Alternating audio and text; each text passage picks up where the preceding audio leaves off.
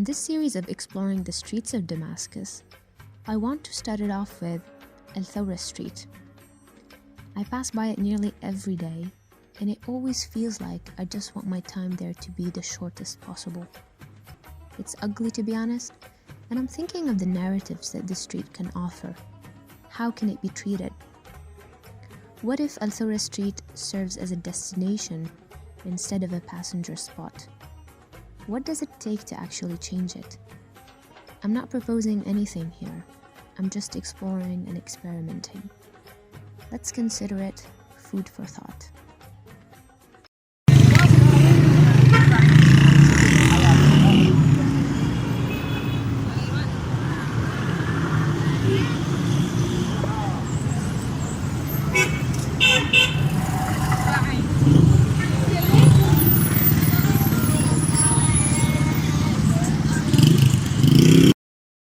I think it's important to start with the historical implications of this street, to understand the place it came from, and then we can move on forward to the future.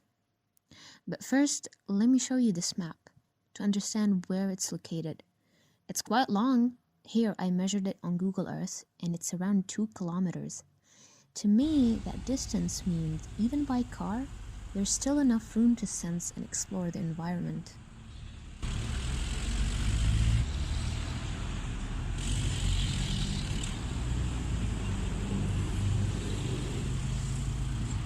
I want to highlight here that the intervention of the street was on the outskirts of the old walled city. This caused a disconnection with the continuity of the old fabric, and it is also similar to other streets surrounding the walled city. Al Thawra Street marked the end of the urban heritage.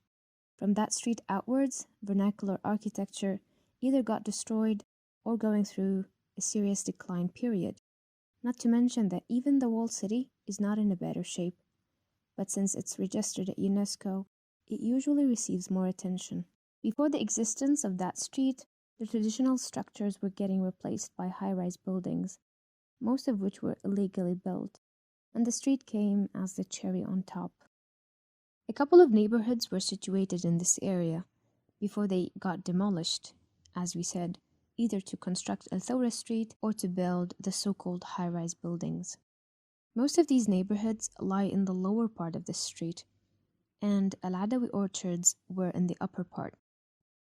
I find it hard to define the neighborhoods that got demolished because the old fabric was deeply cohesive. Some of these neighborhoods were Saruja, Al Zarabliya, Al Aqaybe, Souq Al Atiq, and Al Sanjaqdar. According to Imad Al Armashi, a historical researcher, this area was filled with old houses as it was an extension of the old city. In 1969, the old houses were removed and the street was officially established around 1970-1974. The street was demolished twice due to poor materials and inaccurate measurements. Back then, the idea of preserving the historical fabric didn't receive that much attention and mostly focused on maintaining monumental structures, not the urban heritage. If so, they would only prefer to focus on the walled city, and the surrounding buildings were considered slums. Ecochar, a French planner, was assigned to draw up the approved master plan for Damascus in 1968. He considered that the walled city is only the local and international heritage, and the Department of Antiquities also said so. But if you think about it, this wall was for protective reasons at some point in history, not really a separation in the social and economic life. The city was a whole entity. And I forgot to say, there's the river of Barada, and I no longer see traces of it. I'll leave it for you to imagine its destiny. With that being said, let's take a tour to see what's it like now. Let's begin. A side note, I filmed this tour on Friday, but generally it's way more crowded than this. As I said earlier, technically there are 2 parts, the upper and lower, and I see them as 2 contrasting areas. Here we have Al Fayha area. To the right you have mainly sports facilities, and to the left, the remnants of the orchards of Al Adawi. Yes, we have trees and a quiet scene, and for most of the time, I don't see people walking. To me, it's disturbing to even stand here. It doesn't really serve as a public space. What I'm referring to from the title of the video is that we should keep in mind humans when we design streets, and that streets are not solely for cars. I'm sure there are solutions to just make a slight shift to make it more attractive to walk or to meet people here. Tell me your thoughts. As we move towards the city center, things get chaotic. You see, loads of people are fighting to get a seat in public transportation. I'm one of them.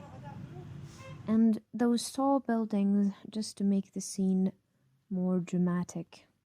I don't know all these buildings. They are mostly governmental, commercial, and administrative.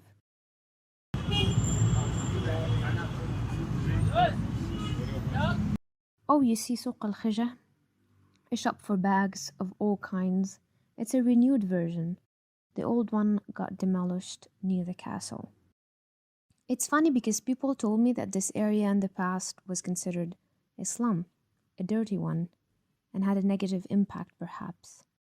If so, it's still considered the same now to me, and all these changes didn't actually uplifted the place. For most, it's just a place they have to deal with to make it to work, to university, whatever. I had an idea while I was recording this. What if we deleted cars from entering Al Thawra Street, all of it, and leave it just as a public space, a street dedicated solely for humans, and increase the greens and that's it. No need to build cafes or turn it into an investment hub. Let's consider it more like a nature park space, a breather for Damascus. This is a quick sketch just to imagine. Don't take it very seriously. If you want to talk about transportation issues and mobility, yes, we need to find another route to replace Al Thawra Street. But I won't go into that detail. This process needs to be done holistically with the connections of all streets, not one in particular. But I know that we can get creative and start to think about the streets in Damascus that can be dedicated for humans only, as they say, to make it more walk-able, while also solving transportation issues with fewer streets. The discussion is endlessly, so I'll stop here. If you have any suggestions, feel free to comment and tell me what do you think. If this video interests you in a way, consider subscribing. Thanks for watching.